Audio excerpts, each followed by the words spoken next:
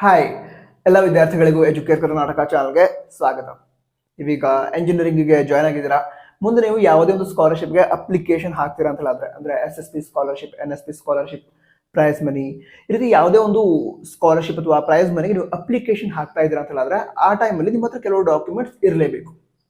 ನಂತರ ಈಗ ಅಡ್ಮಿಷನ್ ಟೈಮಲ್ಲಿ ನೀವು ಕಾಲೇಜ್ಗೆ ಡಾಕ್ಯುಮೆಂಟ್ಸನ್ನು ಸಬ್ಮಿಟ್ ಮಾಡ್ತೀರಾ. ಸೊ ಆ ಸಬ್ಮಿಟ್ ಮಾಡಿದ ನಂತರ ಕೂಡ ನಿಮ್ಮ ಹತ್ರ ಕೆಲವು ಡಾಕ್ಯುಮೆಂಟ್ಸ್ ಇರಬೇಕು ಈ ಸ್ಕಾಲರ್ಶಿಪ್ಗೆ ಸಂಬಂಧಿಸಿದಂತೆ. ಆ ಡಾಕ್ಯುಮೆಂಟ್ಸ್ ಯಾವ್ಯಾವುದು ಅದನ್ನ ನಾನು ಈ ವಿಡಿಯೋದಲ್ಲಿ ಲಿಸ್ಟ್ ಮಾಡಿ ನಿಮ್ಗೆ ಹೇಳ್ತಾ ಇದ್ದೀನಿ. ಮೊದಲನೇದಾಗಿ ಫೀಸ್ ಪೇಮೆಂಟ್ ರಿಸಿಪ್ಟ್ ಅದಿರಬೇಕು.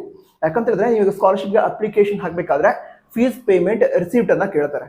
ಈಗ ಅಕಸ್ಮಾತ್ ಆಗಿ ಫೀಸ್ ಪೇಮೆಂಟ್ ರಿಸಿಪ್ಟ್ ಇಲ್ಲ ಅಂತ ಹೇಳಿದ್ರೆ ಅಡ್ಮಿಷನ್ ಆರ್ಡರ್ ಏನಿದೆ ಅದರ ಜೆರಾಕ್ಸ್, ಎಕ್ಸ್ಟ್ರಾ ಜೆರಾಕ್ಸ್ ಅನ್ನ ಇಟ್ಕೊಂಡಿರಿ.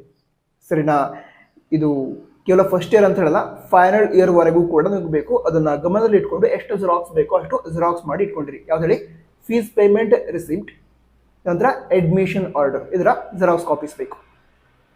ಅದ ನಂತರ ಸೆಕೆಂಡ್ PUC ಮಾರ್ಕ್ಸ್ ಕಾರ್ಡ್, ಅದರ ಜೆರಾಕ್ಸ್ ಕಾಪೀಸ್ ಕೂಡ ಬೇಕಾಗುತ್ತೆ. ಅದರ ನಂತರ SSLC ಮಾರ್ಕ್ಸ್ ಕಾರ್ಡ್, ಅದರ ಜೆರಾಕ್ಸ್ ಕಾಪೀಸ್, ಇನ್ಕಮ್ ಮತ್ತು ಕಾಸ್ಟ್ ಸರ್ಟಿಫಿಕೇಟ್, ಇದರ ಜೆರಾಕ್ಸ್ ಕಾಪೀಸ್. ಈ ಒಂದು ಕೆಲಸ ಕೂಡ ಮಾಡಬಹುದು. ಏನಂತ ಹೇಳಿದ್ರೆ ಈ ಡಾಕ್ಯುಮೆಂಟ್ಸ್ ಏನಿದೆ ಇದರ ಸ್ಕ್ಯಾನರ್ಡ್ ಕಾಪೀಸ್ ಇದ್ರೆ ಒಂದು ಪರ್ಟಿಕ್ಯುಲರ್ ಫೋಲ್ಡರ್ ಮಾಡಿ ಗೂಗಲ್ ಡ್ರೈವ್ ಅಲ್ಲಿ ಸೇವ್ ಮಾಡ್ಕೋಬಹುದು. ಸರಿನಾ? ಈ ಎಲ್ಲ ಡಾಕ್ಯುಮೆಂಟ್ಸ್ ಏನು ಹೇಳಿದೆ ಅವುಗಳ ಸ್ಕ್ಯಾನ್ ಮಾಡಿ ನೀವು ಗೂಗಲ್ ಡ್ರೈವ್ ಅಲ್ಲಿ ಸೇವ್ ಮಾಡಿ ಇಟ್ಕೊಂಡ್ರೆ ಮುಂದೆ ಏನು ಅಪ್ಲಿಕೇಶನ್ ಆಗಬೇಕಾದ್ರೆ ಡೌನ್ಲೋಡ್ ಮಾಡಿಕೊಂಡು ಅಪ್ಲೋಡ್ ಮಾಡಿದ್ರಾಯ್ತು. ಇದಕ್ಕೆ ಹೇಳಿ ಅಪ್ಲಿಕೇಶನ್ಗೆ, ಸ್ಕಾಲರ್ಶಿಪ್ ಅಪ್ಲಿಕೇಶನ್ಗೆ. ಸೊ ಈ ರೀತಿ ನೀವು ಅದನ್ನ ಯೂಸ್ ಮಾಡ್ಕೋಬಹುದು. ಅದ ನಂತರ ಆಧಾರ್ ಕಾರ್ಡ್, ಅದರ ಜೆರಾಕ್ಸ್ ಕಾಪೀಸ್ ಕೂಡ ಒಂದು ಬೇಕಾಗುತ್ತೆ. ನಂತರ ನಿಮ್ಮ ಬ್ಯಾಂಕ್ ಡೀಟೇಲ್ಸ್ ಏನಿದೆ, ಬ್ಯಾಂಕ್ ಪಾಸ್ಬುಕ್, ಅದರ ಫ್ರಂಟ್ ಪೇಜ್, ಅದರ ಜೆರಾಕ್ಸ್ ಅನ್ನ ಇಟ್ಕೊಂಡಿರಿ. ಅಂದ್ರೆ ಅದನ್ನ ಹೆಚ್ಚಿನದಾಗಿ ಅಪ್ಲೋಡ್ ಮಾಡೋದಿರೋದಿಲ್ಲ, ನಿಮ್ಮ ಬ್ಯಾಂಕ್ ಡೀಟೇಲ್ಸ್ ಕೊಡೋದಿರುತ್ತೆ, ಅದಕ್ಕೋಸ್ಕರ.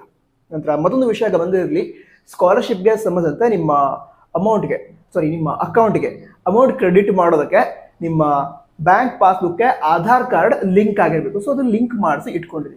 ಸಿಂಪಲ್. ಇದುವರೆಗೆ ಲಿಂಕ್ ಆಗದೆ ಇದ್ರೆ ನೀವು ಯಾವ ಬ್ಯಾಂಕ್ ಅಲ್ಲಿ ಅಕೌಂಟ್ ಅನ್ನ ಹೊಂದಿದ್ದೀರಾ ಆ ಬ್ಯಾಂಕ್ಗೆ ಹೋಗಿ ನಿಮ್ಮ ಬ್ಯಾಂಕ್ ಪಾಸ್ಬುಕ್ ನ ಫಸ್ಟ್ ಪೇಜ್ ನ ಜೆರಾಕ್ಸ್, ಅದರ ನಂತರ ಆಧಾರ್ ಕಾರ್ಡ್ ಜೆರಾಕ್ಸ್ ಅದನ್ನ ಕೊಟ್ಟರೆ ಅವರು ಲಿಂಕ್ ಮಾಡ್ತಾರೆ.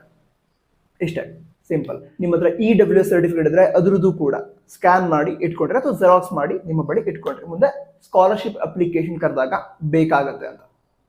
ನಂತರ ಒಂದು Gmail ID ಬೇಕಾಗತ್ತೆ.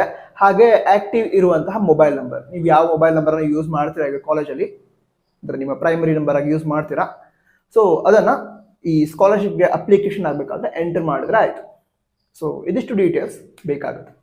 ನಂತರ ಮುಂದಿನ ದಿನಗಳಲ್ಲಿ ಸ್ಕಾಲರ್ಶಿಪ್ ಅನ್ನೋಂತಂದ್ರೆ ಅದ್ರ ಬಗ್ಗೆ ಕೂಡ ಹೇಳ್ತೀನಿ. All the best. ಜೈ ಹಿಂದ್, ವಂದೇ ಮಾತರಂ.